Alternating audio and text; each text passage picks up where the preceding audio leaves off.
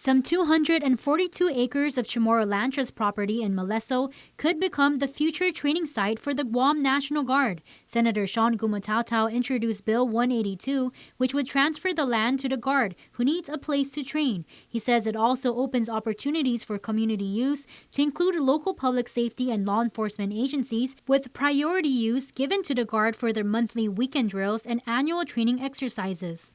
Gumataotao says in part, quote, "Our National Guard has asked for our help, and this measure delivers on our commitment to supporting Guard members, our mothers, fathers, brothers, and sisters in uniform, to whom we owe a debt of gratitude for their service and sacrifice." The senator references Adjutant General Mike Cruz's letter to the CLTC last November, in which the Guard requested the transfer or lease of the lot for development.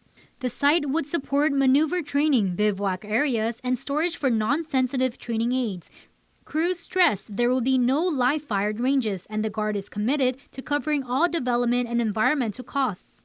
But some in Malesso have raised concerns about the proposal. Village Mayor Franklin Champaco says he supports the military service members, but giving up land while many continue to wait for its return doesn't sit well with him. While I respect the Senator's position in his proposed bill, I think that it's important to share that as the leader of Malesso, I do not support using the land for such purposes. I would rather give it back to our people, whether to the land for the landless or for the community to use. It's, quote, "highly concerning for Darlene Leon Guerrero, who was born and raised in Malesso." She shared many in the village are against it. The main concern is, there are many families that have lost land. And, going way back to hundreds of years ago, and with colonialism, the colonization period, they've taken so many away from the people, land and our heritage, our identity. Leon Guerrero is a Chamorro teacher at Maritzo Martyrs Memorial School, the campus that went into lockdown last Friday after school officials heard gunshots in the area.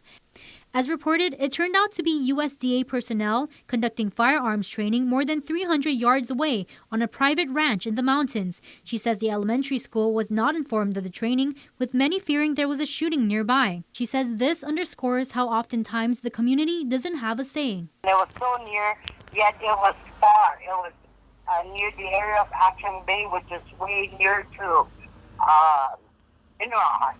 So we can hear it so clearly that I immediately thought, are they serious already doing training without even, letting the people know? So I'm just against it. Mm-hmm.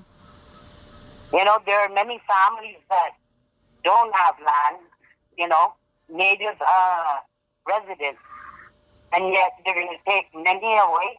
And despite the bill's good intentions, the mayor wants to understand more in details its positive impacts for the community, saying it won't affect just Malesso but neighboring villages of Inalahan, Humatak, and Hayat. As the southernmost village, Malesso is home to a peaceful and family-oriented way of life. We are all family here, and we want to keep it that way. We hunt to feed our families. It's a perfect hiking spot. It's our culture and the way of life that we stand strong to preserve. In a statement to KUAM, Guam National Guard Public Affairs Officer Mark Scott says, quote, "We appreciate Senator Gumataotao's proactive efforts to help the Guam National Guard and other agencies with a much-needed training area. We are sons and daughters of Guam, and this is our home. Our intent in the Guard is to keep local land in local hands, protect the environment, and create opportunities for the community. The concept is still a work in progress, and we will continue working with the Senator and maintain transparency along the way." Meantime, the mayor says he will be meeting with the senator to set up a town hall meeting. KUAM News reached out to Gumataotao for comment and have not heard back as of news time. And while the CLTC declined to comment for now, commissioners are set to discuss the bill in their next meeting on September 18th. Matsuki Hirayama, KUAM News.